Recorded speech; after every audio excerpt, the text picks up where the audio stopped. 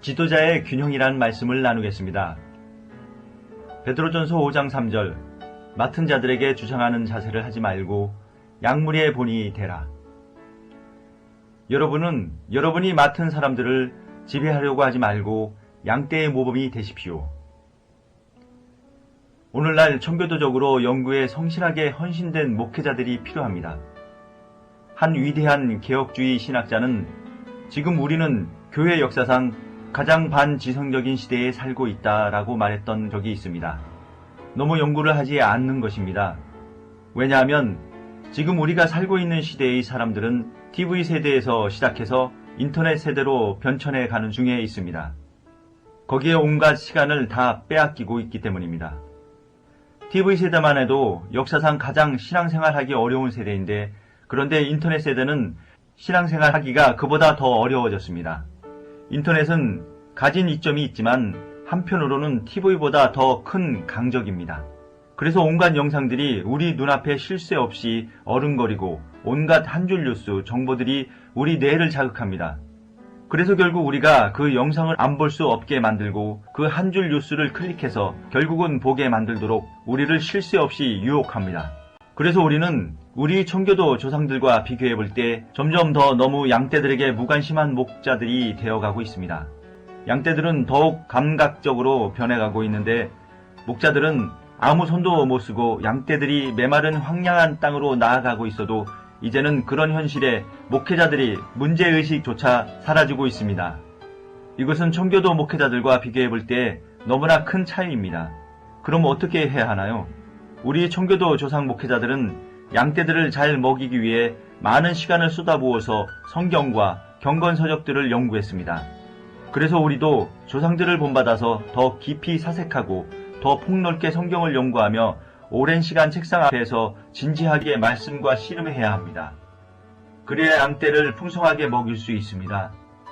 양떼들이 먹을 풀이 없는 황량한 들판을 배회하지 않게 하고 그들에게 풍성한 꼴을 먹일 수 있습니다. 그런데 과거의 청교도 목회자들보다 오늘날의 목회자들은 더 연구해야 합니다.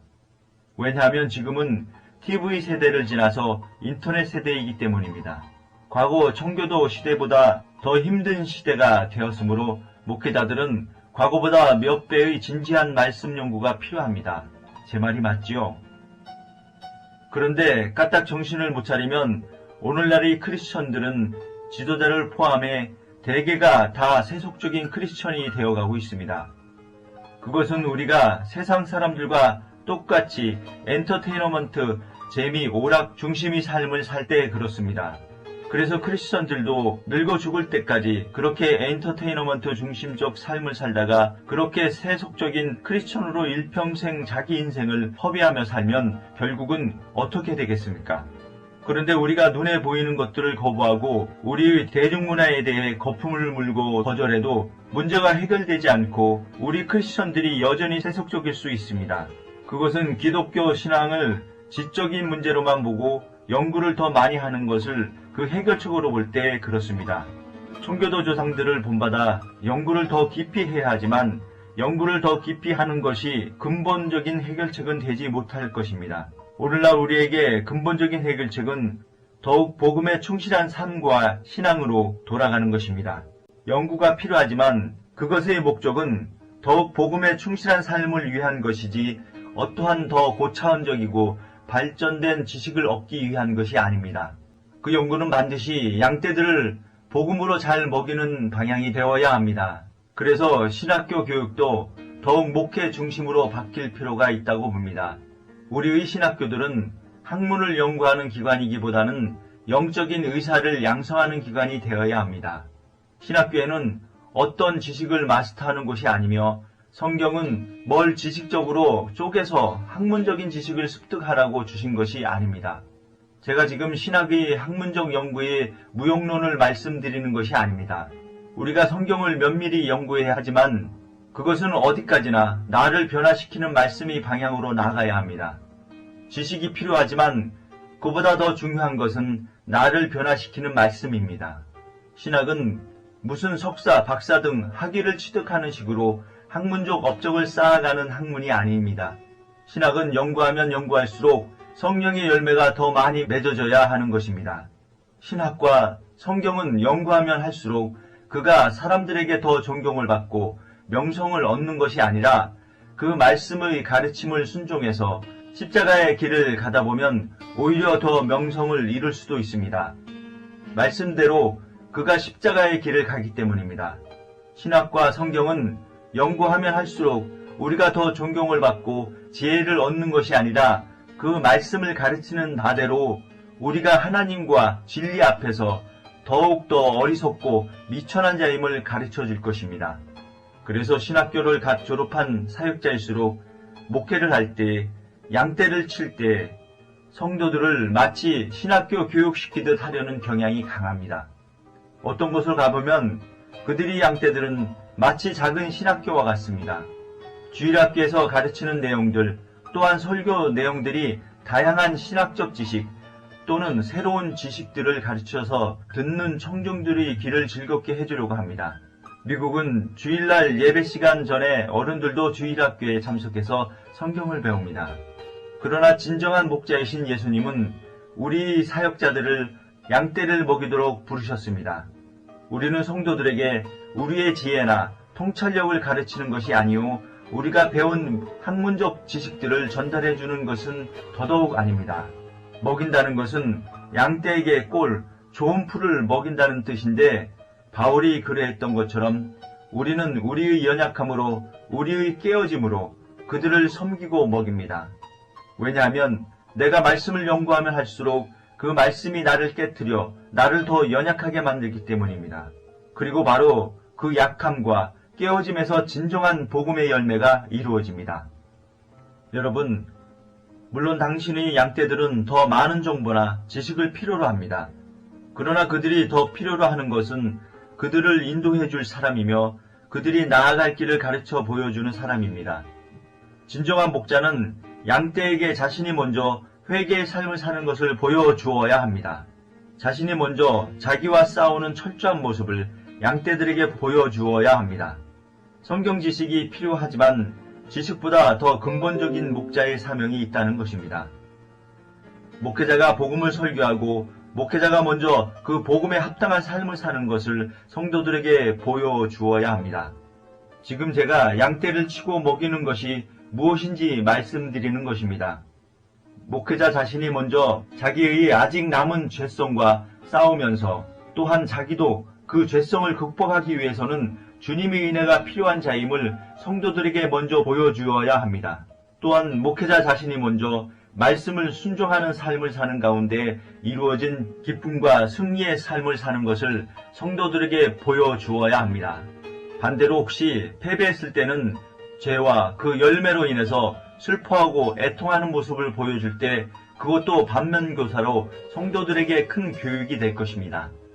그러므로 예수님을 따르는 데 있어서는 더 높은 단계의 학위가 필요치 않습니다. 어떤 저명한 박사가 사인해준 수료증 따위도 필요치 않습니다.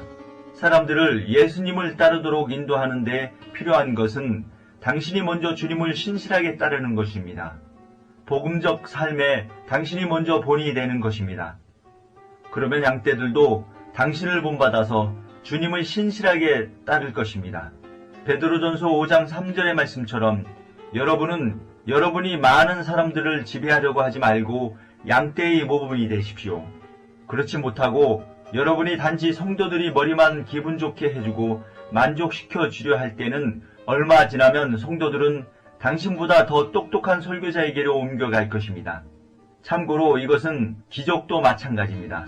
신비한 기적을 보고 몰려온 성도들은 더 큰 기적을 나타내는 곳으로 또 빠져나갑니다. 지식도 아니요, 기적도 아닙니다.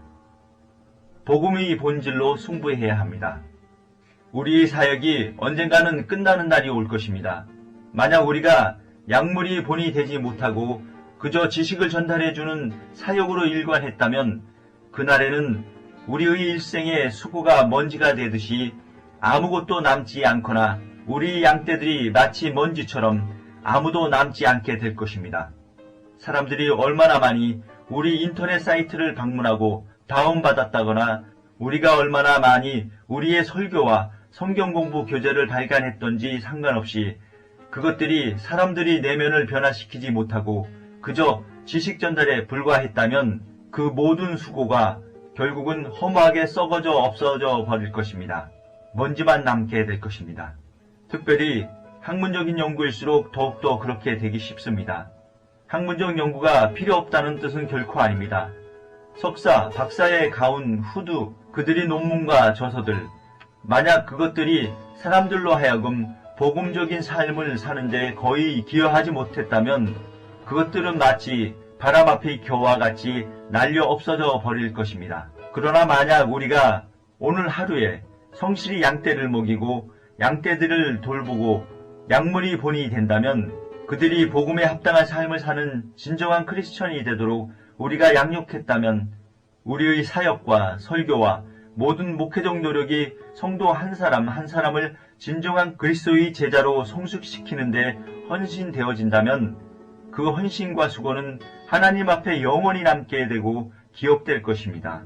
오늘날 실제로 우리 주위에는 살았다 하지만 그 영혼이 죽어서 마치 먼지와 같은 사람들이 많이 살고 있습니다. 그들에게 하나님의 생기가 들어가야 합니다. 하나님의 생명이 호흡되어져야 합니다. 당신의 가르침을 통해서 삶의 모범을 통해서 하나님의 생기가 그들 가운데 부어질 수 있어야 합니다. 하나님의 생명이 그들 가운데 호흡되어질 수 있어야 합니다. 여러분, 성경에 학문적으로 너무 박사가 되려고 하지 마십시오. 우리가 성경을 더 깊이 연구한다면 우리는 성경의 박사가 되기보다는 말씀을 따라서 살다 보면 내가 더 연약해지고 더 깨어진 사람이 될 것입니다. 세상에 대해서 더 어리석은 사람이 될 것입니다. 그리스도를 전파하는 바보가 될 것입니다. 아멘.